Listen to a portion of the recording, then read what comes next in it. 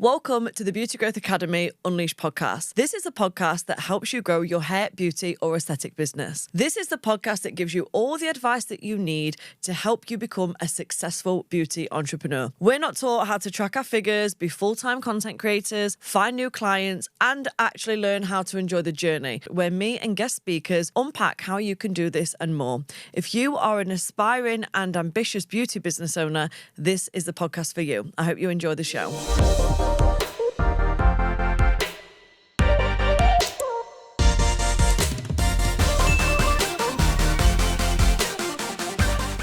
Mia. Hello. Welcome to the podcast. Hi. I am so excited to have you here. You have been a member of the Beauty Growth Academy for a long time and your journey is very inspiring. And I was absolutely buzzing when I seen that you'd apply for the podcast. I was like, yep, don't need to read it. Yep, she's on. So thank you for joining us. That's all right. Thank you for having me. And I hope that our listeners and our watchers are ready for this episode because I think it's going to be very inspiring. So let's start from the beginning. I always open with this question. How did you get into the beauty industry? Okay, so when I first started, I was 22. I wasn't doing I was always kind of interested in beauty, but not, qualified or anything like that. I was actually doing admin jobs. And I was pregnant with my eldest daughter and I went out with a couple of friends and I started chatting to this girl. Didn't know her, I just started chatting and she owned a salon at the time and I was sort of saying, I always love doing nails and things like that. I always think it's amazing. And she said, why don't you come and work for me? And I was like, oh, I'm pregnant. She's like, I don't care. Come and work for me. She was like, I'm so busy. She's like, I could really need someone to sort of help on reception and, with admin, you could learn along the way. And I was like, oh my God, amazing. So I did. 7 years later, I was still there. Oh my God. So that was when you was 22? I was 22, yeah. So for anybody that's watching this, you would think that was like last year, but it's not. So you've been in the industry for how many years now? Well, I'm 40 now. So honestly, if you are not watching this, you need to watch this just to see, because it's like, I always say to me, if we go out, you are my party trick. Like, guess how old she is? You got it wrong. Buy me a shot, bitch. So tell me more about the time then that you was working for someone else. So that was 7 years. So did you kind of go to college to learn how to do some treatments, or did you qualify with, like external companies? What happened? Yeah, so whilst I was there, I went and did a nail course. Sian, that owned the salon, who is now one of my bestest friends in the whole world. She's amazing. She taught me as well because she was the absolute queen of nails. So everything I've learned is from her. So yeah, I did a nail course, I did a lash course, spray tan courses, all whilst I was there. And also whilst having my daughter. I was a single mum at that point. I was single from about 6 months pregnant. And that salon became my lifeline. Like, I don't know how I would have coped without it because, like I say, Sian owned the salon. She was amazing. I worked right up until I went into labour. In fact, I had to ring her and say, I can't come to work today. I'm having a baby. She was like, oh, my God. But those girls were just amazing. And the clients, they all supported me. They all loved me. And I was like, this is what I want to do. This is like perfect for me. Like, I just love it. I love the environment. I think women can be amazing and so supportive of each other. I think we're lucky to work in the industry that we work in because there's so many amazing people around. It's another level. I love that. So you would say then that you had a positive employed experience, because a lot of people have not had that. Yeah. But yours was really positive. Mine, I was so lucky because that salon was so busy. It was such a busy salon. It was a lovely environment that Sian had created. She was back to back with clients all day, every day. So yeah, it was a really positive, definitely, environment for me to work in.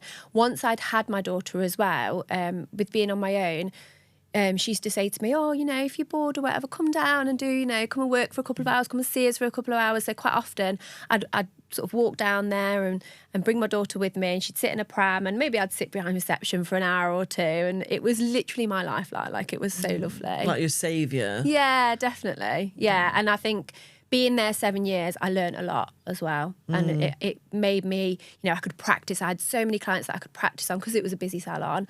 I can practice doing my nails, practice doing my lashes, all that kind of thing. So I got good at what I was doing because I was constant flow of clients being there as well.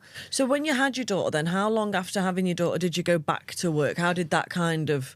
So with my eldest, it was probably pretty soon, but it wasn't like officially back to work. It was more like, I say, just pop down and do a few hours if you want to. And it let me be me rather than in mum mode. And it was amazing. I love that. So you was employed for 7 years in this salon. What was your next step? So after I was employed, during that time I met my husband, my partner at the time, and I was pregnant and had my son. And we actually bought a house that was about half an hour away from that salon. So I decided to leave because I wanted to be... too far to travel. Yeah, it was too far to travel. I had the kids. My oldest was starting school. So then I became self-employed in a salon nearby.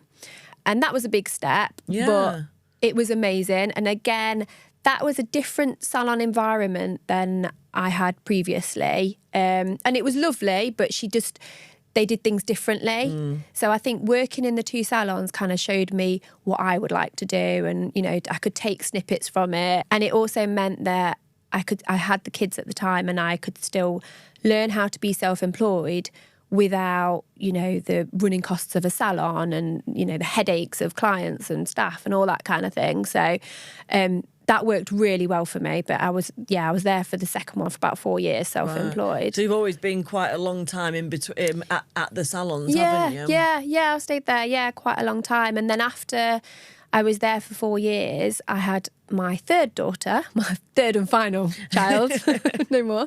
And that's when I was like, right, okay, I'm going to do it from home now because I had a little bit of a client base. I had her on the Friday and then I had a client at home on the Wednesday. Stop. Did you do that? I actually did. Yeah. You're wild. Yeah.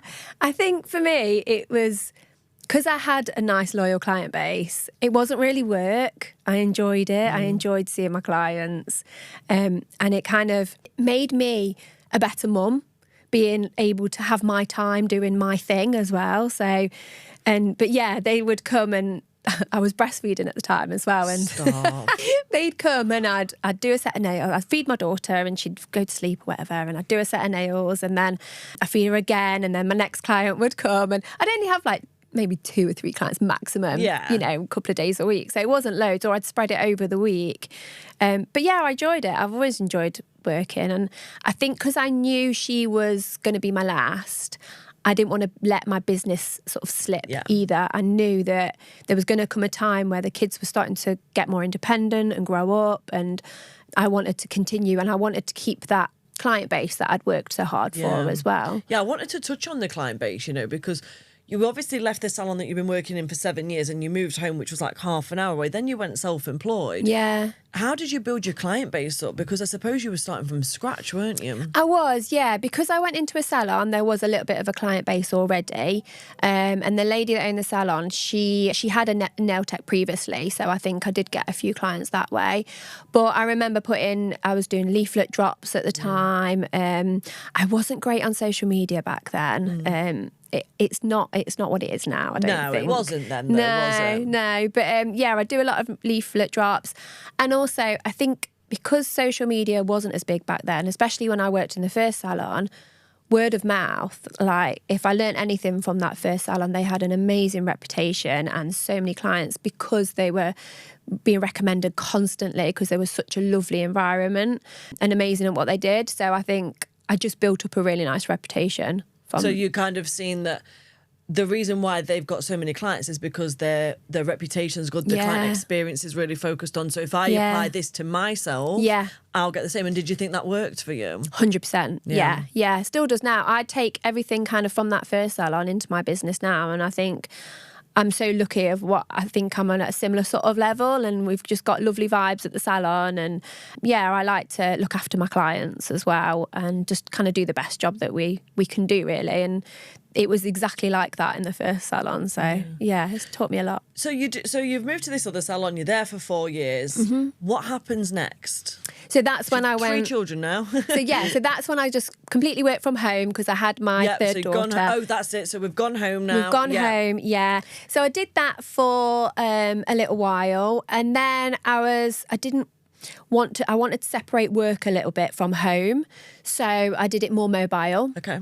And as I was doing it mobile, I was getting busier and busier and busier. And I was sort of turning clients away because I couldn't get from one house to the other in time and all that kind of stuff. So I was thinking, right, okay, I need a base.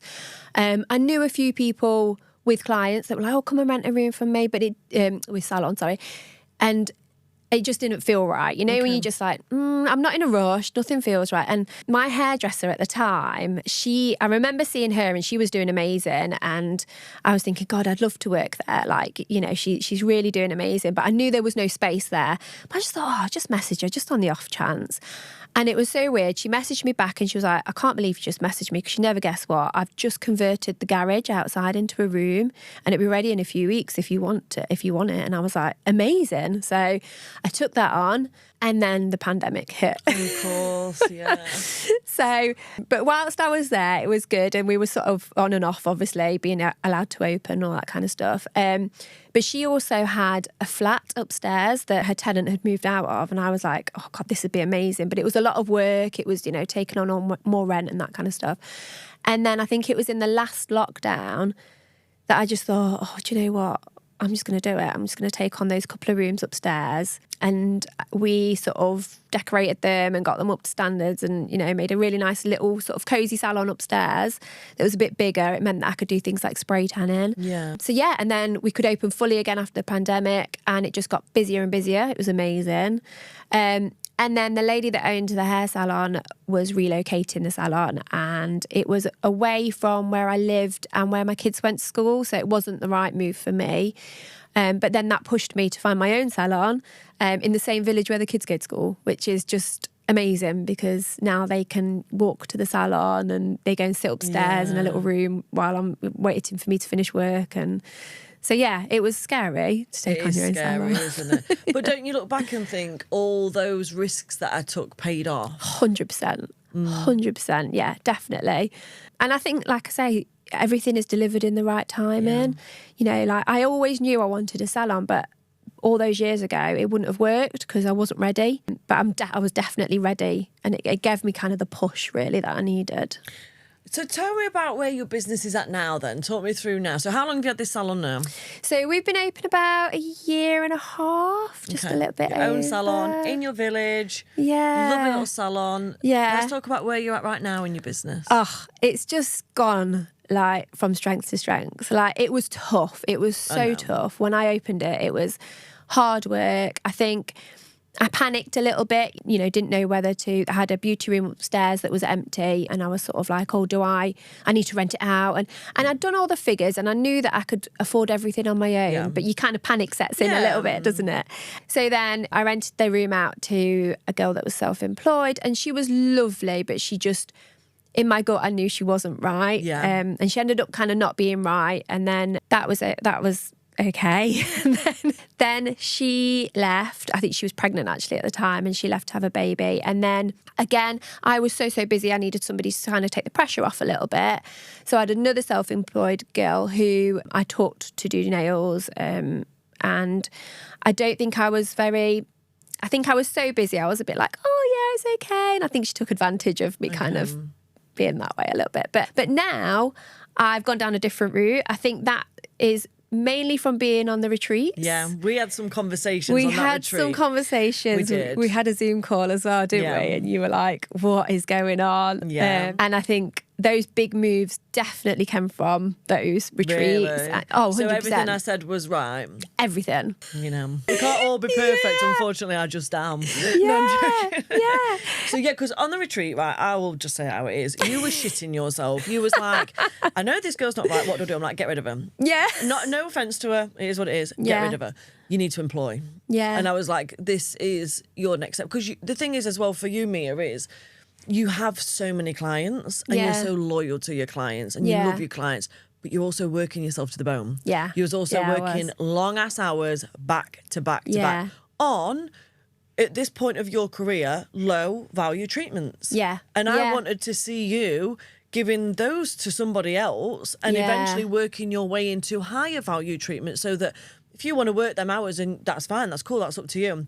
But at least let's get your earnings up a little bit, because you was thinking about introducing different things into the business. And so what changed then? I employed 2 girls, which was, I was very picky. You were so nervous about employing as well, weren't you? I was so nervous. I was so nervous about the other girl going as well. Really nervous about employing someone. Because you don't see yourself as a manager, do you? I don't. You think, this is the thing, another thing, in your head it was like, for me to be a boss, I need to be a certain way, show up a certain way, act a certain way. And I'm like, well, no, Mia, you just need to be an authoritative you when you need to be an authoritative you. Definitely. But you can still be you. Yeah. And I think you struggled with that for a while. I did really struggle with that. Yeah. It's funny because that is one of the things that I've learned. Actually, I don't have to be this, big boss lady. I can be me, but remember that it's my salon and I like things, a certain way, and that's okay. So yeah, I was scared about employing someone, put out some adverts. I got, a few CVs and things like that. And then I ended up employing 2 girls. I was only looking for one. So there was 2 girls and they came to interview and they actually knew each other, which was quite interesting. They'd both come from a spa. And when I interviewed them, I was just like, oh, I like them both. I don't know what to do. And then I was just like, do you know what? I'm just going to take them both on, because I knew if I'd employed one, I'd grow and then regret not employing the other. So I was like, let's just do it.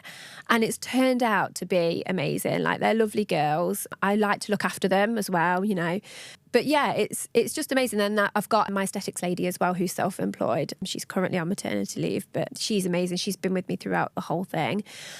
So yeah, one of the girls does nails. A lot of my nail clients as well. So amazing. Because that was another thing. You was like, how...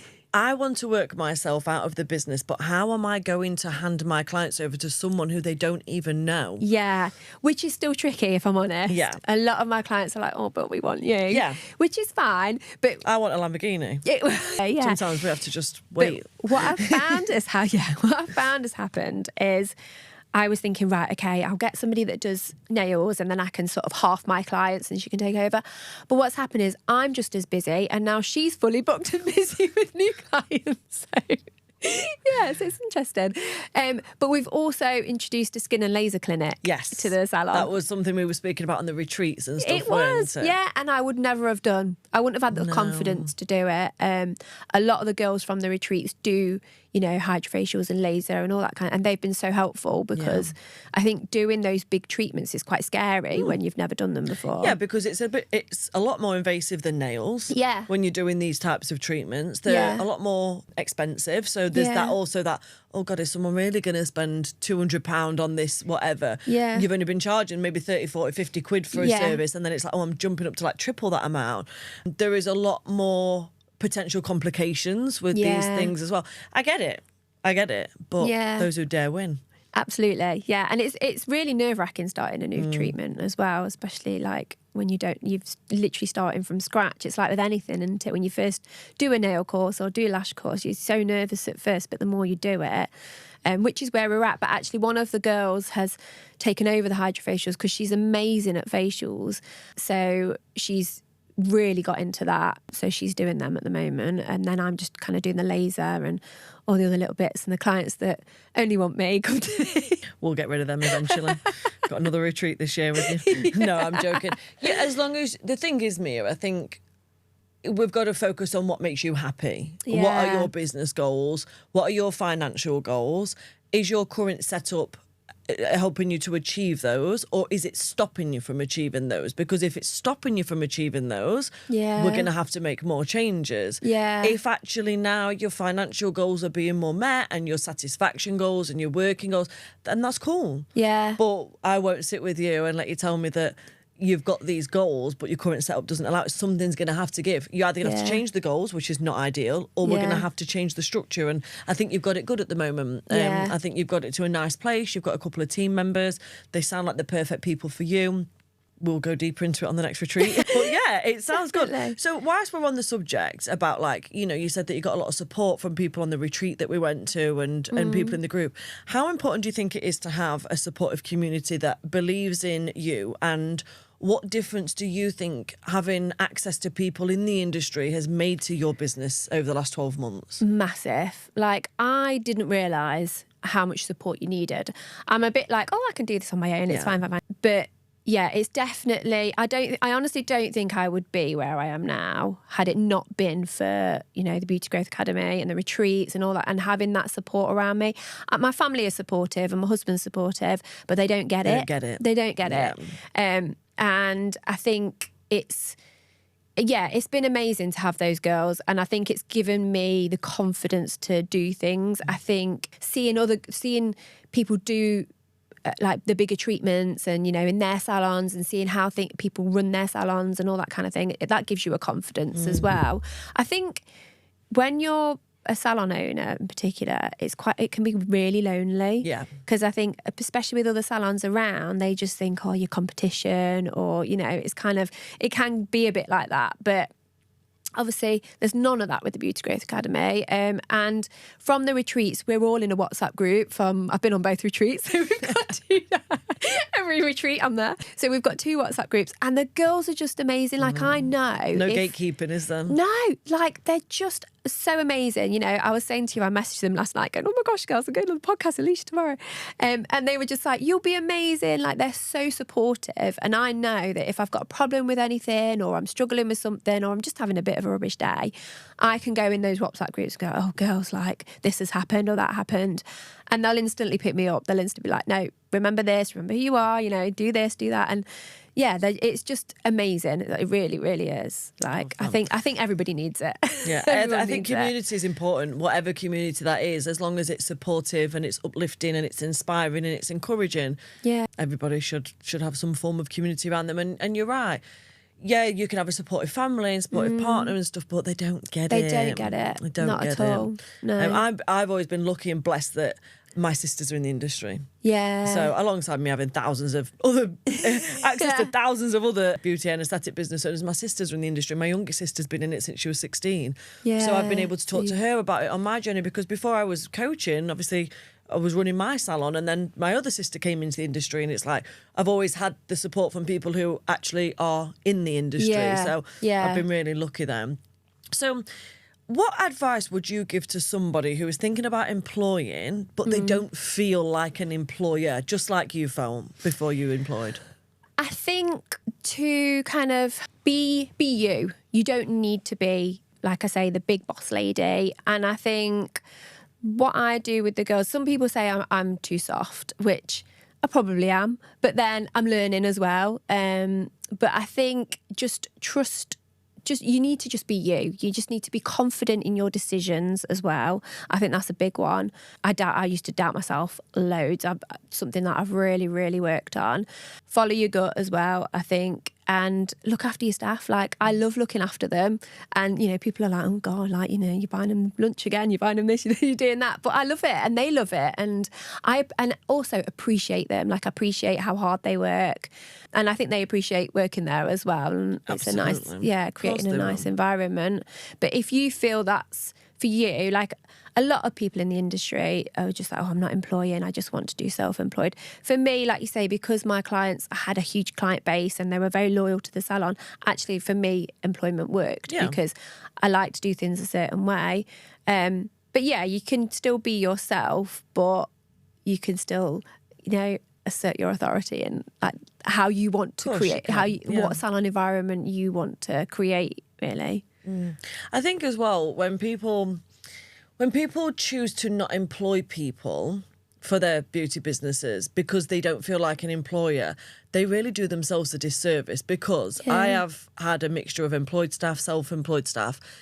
In terms of earning potential, your earning potentials are much higher with an employed team. You also are able to manage the team and get this salon or the business to a place in which you want it to be. You have more control. Definitely. That's not me saying you control your staff, but that's saying you have more of an influence over how they show up, how they treat the clients and so on. Because for you had a huge client base. Do you want to hand that over to someone who is self-employed, who might not share the same values and mission like what you do, therefore meaning that them clients wouldn't get the same or a similar experience? Exactly that. Whereas employing people has been more valuable to you because you've been able to kind of say, who are you? Tell me what you're about. This is my salon. These are my standards. These are my values. Do you share similar? Yes, you do. Okay, well then this is how we show up. And that really creates a more consistent approach to your clients and to their experience, therefore meaning that the word of mouth is going to be stronger, the return rate is going to be stronger, because it's more systemized. It's like Tesco aren't going to have a load of self-employed people in there, because you'll have someone on checkout 1 who don't give a shit, someone on checkout 2 who does give a shit. It's too inconsistent, you know. And I suppose you don't have to be a certain type of person to have an employed team. You can still be all of you and be an employer. Yeah, definitely. 100%. Yeah. I think when I had the self-employed girls there, I didn't have as much control, and they weren't creating the environment that I wanted. You know, there was one where I was getting a couple of complaints, and obviously because she was self-employed, there's nothing I could do. It was kind of two separate businesses, and I had to sort of one. This is when I knew I needed the BGA so badly. There was a girl that actually put a bad review on my Facebook page for the salon, and it wasn't me, obviously, that did it. It was a self-employed girl at the time, and it was not long after I opened, and I woke up to it, and I was like, oh my gosh, like that's it, like I'm closing the salon. Nobody's going to come to me anymore. It is horrendous. Like I don't know what to do, and I messaged the BGA, and Freeze replied straight away, bless her, and she was like, it's fine, don't worry, like, you know, this is what to do, and it all got sorted out, and, you know, the girl took it down and put it on the other girl's page, and it was all fine. But, give that to her. Not my shit. Like, I didn't do that, that's not me. But yeah, I think, but then I have more control of that now, and I will take credit for that as well. Like, you know, if one of the girls did a job where did somebody's nails, I don't know, and somebody wasn't happy, I'm more than happy to sort that out because it's on me and I can deal with it in what I see is the best way. And I think, I have more control over things like that. And also, I can give the girls enough training that I know they're doing a good job. And I can say to the girls, this is the kind of customer service that I want you to have, you know. And I've said to them a million times before, like, in the salon, as soon as somebody walks through those doors, give them your attention straight away. As soon as they walk in, some people can be a bit nervous. And I was like, the minute they walk in the door, they have your attention with a friendly smile to the minute they walk out of the door, so that, you know, and you don't have that kind of control, if you like, if somebody's self-employed. Yeah.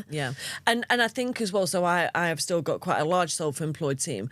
I think at that point, if you are going to go down the self-employed route and you do want them to follow specific standards in the salon, I'm kind of going to kind of counteract what I've just said. You kind of do need to have a bit of a stronger personality, because in that case, like for me, if I seen any of my self-employed staff being rude towards customers or uninterested or not, you know, respecting the boundaries and the systems and stuff in the salon, I am the type that will pull them up on that. Whereas if you're not the type, again, you're between a rock and a hard place, aren't you? Because it's like, I've just witnessed that, but actually I don't really want to say anything. So it's a tricky one. Where do you think your business would be now if you didn't follow my advice and you didn't employ the girls? I think I would be working 12, 14-hour days, 7 days a week, and I don't know, quite unhappy, really. I think before I went on the retreats, I was busy. It was amazing. I couldn't have asked for better. You were burnt out, though. I was burnt out, definitely burnt out. And I didn't know what direction. I knew I wanted to grow the salon. I didn't know how to grow the salon. I didn't know what direction I wanted it to go in. I don't think I would have had the confidence to employ somebody either. I think, like, what we learned on particularly the Beauty Boss retreat about having employees and working out costings and all that kind of thing, it was an eye-opener. I know, I remember you being like, I can do what? Hang on a minute. All right. Yeah, definitely. And I wouldn't have had that confidence to do it, definitely. I think I would have just been moseying along and not really making... And I think back then I wasn't confident in myself and my decisions. And following sort of my gut instincts, but actually now I'm like, no, like, look how far I've come. Like, this is amazing. Like, you if you feel it's right, do it. So I think it's been absolute game changer. I love that. And if anyone's listening to this or watching this and you are a BJ member, all of the stuff that we went through at the Beauty Boss retreat that Mia had access to is in the team management module of the training, so you don't have to go on a retreat to get access to that stuff. You can just log in and go and do it. Let's talk about personal growth and mindset. How do you think your mindset has evolved over the last 18 months, and what have you been doing to help yourself step into that higher version of you? I think definitely, like I just said, follow my gut instincts. That has been the biggest one for me, because I think, like, things like when I took on the self-employed girls, my gut, I just knew something wasn't right. And it's like, you know, the book, The Chimp Chimp paradox. Yeah. Oh, so good. It's the little chimp. Yeah, it's so good. When you just disassociate and you're like, that chimp. Yeah, that chimp. So the chimp in my head was going, oh, you know, you need the money, you need to take on, like, rooms empty, you need to have a self-employed girl, blah, blah, blah. But my gut was telling me, like, yeah, this is not right, don't do it. But I did it anyway. And I think just to, be kind of confident in my decisions and also not afraid to make mistakes, because I think that's how we grow and learn, isn't it? So I'm like, I think, you have to make mistakes to get better. It has to get bad before it gets better, kind of thing. So I think that's how we learn. And I think you just got to focus on your goals, really, and just be more of you. Is there any specific, like, mindset hack or book or something that you've read that's made the game just completely different for you? Chimp Paradox. Chimp Paradox. Is that the one that's like that turned the circle for you? And it was a bit, there was times of it where I was reading it and I was a bit like, oh, okay, it's kind of going on a bit. It's a long ass book. It's a long ass book. Yeah, it is. But you kind of get the basics of it. Yeah. I do read a lot of books as well, but I think the meditations, I'm always doing your meditations. And I've got to record some more. You have. You know what? Because I think I know them off by heart. Oh my God, literally. Right. So I sat and I did a new thing in the training. You know, when I've restructured all the training, like, I'm like, okay, here's a form, fill it in if you want something. I'll do it for you in 10 days. Fucking hell, I've got about 8 meditations to record. But no, a lot of people are like, meditations, but meditations are so powerful. So powerful. But I don't know if this is sad or not, I listen to my own meditations. Yeah, and I love that. And I don't mean this to sound like big-headed, but I've not found any that are as good as mine. No. Do you know what I mean? Because I write all my own meditations, I find my own music for them and I record them, and I'm like, I go really intuitively, so I'm like 3 intentions of things that I want to do today. And I just think to myself sometimes, so I'll use, like, usually if I go on the sunbed, don't come for me. I go on the sunbed, I'm pale as fuck, I live in the UK. But sometimes I go on the sunbed, I'm like, oh, I'll do a meditation. Yeah. And then I, like, look for some, and I have, like, bought a few, but, you know, they're not as good as mine. I don't think they are. I've looked for them as well, and I always go back to yours. Before you joined the Beauty Growth Academy, was personal growth and mindset something that you'd even considered working on in your beauty business? Actually wasn't. No, and I think it's the biggest part of it. Yeah, I agree. Definitely. I think I couldn't have done the things that I'd done without. It's like I say, so with the retreats, obviously the first one was more personal growth, wasn't it? And the second one was the Beauty Boss strategy. I personally couldn't have done the second one without doing the first retreat. I needed that first retreat to get to the second one. I think had I just gone on the second one, I'd have been really overwhelmed because I'd not worked on myself. So I think it's massively important. I don't think you can grow your business without sort of, I don't know, like a positive mindset and belief and all that stuff. I do say like 70% mindset and belief and 30% strategy. Yeah. Because you can have a great strategy and you can be taking lots of action. Yeah. But if your day-to-day mind is consumed of thoughts like, I'm not good enough, is this going to fail? Yeah. I'm not a boss, I'm not a leader. Why would clients come to me? Eventually you burn out and you just become paralysed because you're like, okay, you could be following a great strategy and taking lots of action, but your mind's fucking with you every single day. 100%. Every single day. And that 100%. is draining. Yeah. And that's why, for me, when I started coaching, I knew that my main focus is on the person, on you, on your beliefs. Let's figure you out. Let's see what's holding you back. Let's see what we need to help you realise, because mindset shifts and self-belief is 70% of the work. 100%. Once somebody can look at me and go, I believe I can make a successful salon, I'm like, fab. Yeah. Now let's teach you some strategy. Yeah. You know? Yeah, Or they can come to definitely. me and say, like, I don't think I'm capable of it, and then I can dig. Why? Yeah. Where did that come from? Yeah. But yeah. And you don't have to do loads either. No, because I get overwhelmed with things. If I'm like, oh God, I should be reading this, I should be doing that, I should be doing... It's just the little bits, just keep going, little bits and bobs. And it's funny because when I went, I was, I think when I was emailing Paris, I was telling her that when we were at the a Beauty Boss one, I remember it was the last day and you looked at me and we were going around in circles sort of saying our goals and stuff, and I was like, I'm going to do this, I'm going to be a certain, and you were like, you are going to do this, I can see you're going to do this, and then I was like, I'm going to do this. I so remember that day one, we're like, what have you come here for? And you was kind of like a shell of a person, like, oh, well, this is probably the transformation, just like, oh, I've come here for this, and by the end of it you was like, I am gonna and I was like, fuck yeah, man, you are, and look, you have. I have. Yeah. So, thank you. And isn't it nice? Like, because also throughout of this, right, you've got 3 kids. Yeah. Got a husband. I know that your house that you bought, you was renovating it as still well. Renovating Are you still it? renovating? 5 years down the line. Oh God, jeez. Yeah, Danny actually said to me the other day, he's seen this house and he's like, I really think we should get it. He said, it's just brick. It's in a great place. I'm like, actually, no, No, don't do it. No way. I don't I'm not doing recommend it. No, I'm not doing it. No way. I'd rather pay more and buy something that's ready. I'm like, I'm just not that girl. I can't live in that. I can't do it. Anyway, I have completely forgot where I was at. But yeah, no, like on the side of it, you've had 3 kids, you've got your husband, you've been renovating a house, and you've done all this stuff. So credit to you. Do you know what I mean? Yeah. What advice would you give to people who have got more than one children, 2 or 3 children, and they're trying to grow the beauty business? I think the biggest thing was don't be too hard on yourself. I think you also kind of take things slow if you need to. So I think when I was working from home and I had the kids, I was just doing bits and bobs, and that was okay as long as I was kind of ticking by. And I think you're always growing and learning. And I think to run your own business and to have kids, they're 2 like hardest things you'll ever do, like having children and business wise. And I just think, don't be hard on yourself and just keep going and enjoy it as well, because I enjoyed that kind of me time, like my business time, and it just made me a better mum to then I could have that little me time, and I felt like I was doing something, I was working, and then I'd go back to my kids and I'd be like, this is amazing, like now I feel like okay, now I can be mum again. And so it's nice to separate the 2, but I think just enjoy it, and if it's going slowly, that's absolutely fine, like you just keep going. Yeah.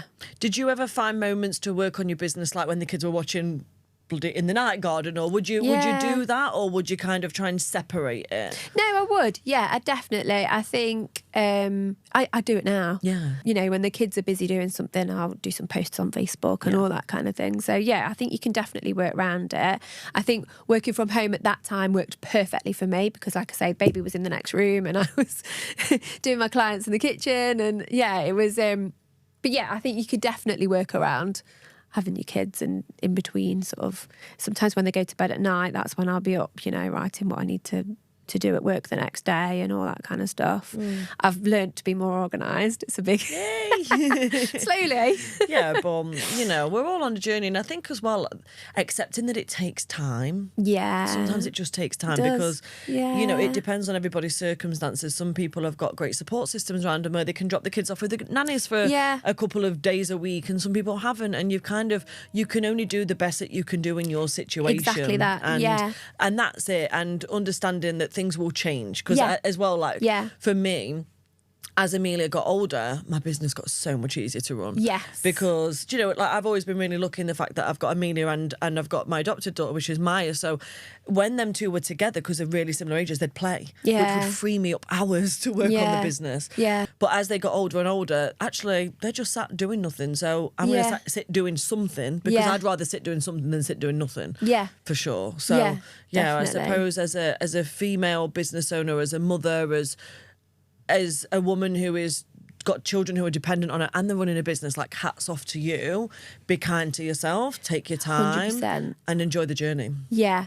And it does, like you say, get easier with the kids getting older. So you're going to constantly be growing. So even if it's slow at first, because you are sort of focusing on the kids and growing the business, be kind to yourself because you're still growing, and use that time to learn, the little bits and bobs, and when the kids are asleep, use it to sort of learn, so that you've then got the knowledge and the more time as they get older, and things like childcare issues aren't so much issues anymore because they're at school. And I think for me, once they got older, and now they're at a brilliant age where they just come to the salon and they go and sit upstairs and they wait for me, and it's great. And they're starting to walk down to the salon from school and all that kind of thing. So things just do get easier. Well done. Exactly. You kept them alive for this long, and now they can walk on their own. It's like, yes. It's brilliant. So just keep going because it does get easier with them. And then you've got the knowledge behind you because you've been doing it constantly. So I agree. I think to have a successful salon or beauty business, you've got to be passionate about your salon or your beauty business. Do you agree with that? 100%. Yeah. And I think I was very lucky to, like I say, work in that first salon because I saw how amazing it was, and having that environment for me when I needed it the most, and being a single mum, I was like, that's what I want to create. You know, I want to create that environment and like a sanctuary really for people that kind of just need to come in and escape, isn't it? Escape, yeah. I've seen salon owners who have tried to set up salons or beauty businesses purely for the money. And you can tell they struggle. They struggle. It's true. And then I see the people who do it because they genuinely have a passion and they genuinely love their clients and what they're doing and the treatments and all that stuff. And it's so clear the difference between the two. And the ones who have the genuine passion and interest eventually always end up creating something incredible and successful. Yeah. I've always said I'd love to give somebody the same opportunity that Sean gave me all those years ago. Well, you are doing though, aren't you? 22. Yeah. You probably are doing without even realising, because as much as you might not want to think, but in 5 years, 10 years, whatever, your girls might go on and do their own thing, and your salon might be the thing that catapulted them into it. Yeah. Do you know what I mean? Yeah, definitely. And I love the structure that you built for your salon. I love that it's your brand, it's your salon, because that secures your business as well. Yeah. Because if somebody does decide to go, people are coming to your salon. Yeah. Yeah. Not to them. Do you know what I mean? Yeah. In some cases, definitely. in some cases, you can build businesses up, and the people come to the person. They don't come to the salon. Whereas in a lot of cases, if you I've seen it where people have it so the people come to the salon, so when the person leaves, it doesn't affect it too much. And they're two different strategies. Definitely. And I've done both. Yeah. So I think what your strategy is, it's a very long-term, future-proof strategy, because yes, you love them and you treat them well and they're all happy, but your clients know they're coming to your salon. Yeah, so definitely. they can leave and they're still going to come. Yeah, you know. 100%. Give or take a couple here and there, obviously, but you know, the majority is it's future-proof the business. So, okay, definitely. Tell me what's next for you. Okay, I need a bigger salon. It is growing, so I'd like to employ somebody else as well, but for that I think we're struggling for space a little bit, so I'm looking at getting a bigger salon. I'm not in a major rush, you know, I'm just going to see how things go, but yeah, I would like to have a bigger salon, to employ more staff and open a training academy, I think would be another one. And can we also add reduce your working hours a little bit? And reduce my working hours. With clients. With clients, yeah. I'll work on that one in May. I love that. Where can people find out more about you and if they want to follow your salon? Yeah, so the salon is the Beauty Studio UK. We're on Instagram and Facebook, but yeah, it's just literally the Beauty Studio UK. We're all on there. I've only got one. I don't have a personal Instagram or anything. No. Well, I'm not it's cool enough enough. running a salon one. If you're going to choose the one that's going to earn you money, eh? Okay, I'm going to take it to the final part of the podcast now, where I'm going to ask you 2 random what would you do questions. Oh my gosh, Mia. okay. A client comes to the salon, but they bring in a leftover Chinese and they insist on eating it right before their treatment and it smells. What are you going to do? I would 100% ask them what they've got and maybe if I could have some. So it won't bother you? I don't think it would. I think it'd make me hungry. Those that know me know that I love my food. I fucking love Chinese as well. So yeah, I think I'd be like, I'm a slut for Chinese now, you know. Oh, I love Chinese. Like, I never was. It's only in this last 6 to 8 months that I had a Chinese once, and Amelia's friend was round and she was like, have you tried salt and pepper chicken? I was like, oh no. my gosh, salt and pepper chicken. It's the best thing ever. Yeah, well, now she's unlocked my inner Chinese slut. And it's a problem. So a client tries to instruct you on how to do your job, insisting that they know best because they watched a YouTube tutorial. What would you do?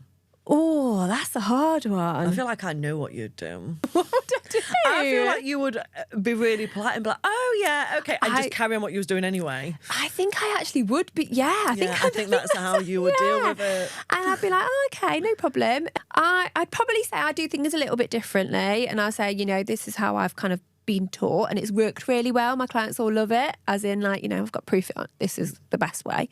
But yeah, I probably would just carry on and just do it my way anyway and be like, there you go. And then I know they'd love it. I'm like, oh, it's all thanks to you, you little fucking YouTube genius. You know me so well. Mia, thank you so much for joining me on the podcast. Thank you for having me. It's been an absolute pleasure. It's been lovely. I can't wait to spend more time with you and to keep watching your journey grow. And I absolutely can't wait. I think a bigger salon is absolutely on the cards for you, whether that's in the next 12, 24, 36 months, who knows? But I do think that that's definitely a great idea. You've got a really secure client base. You've got a great setup. You're in a great area.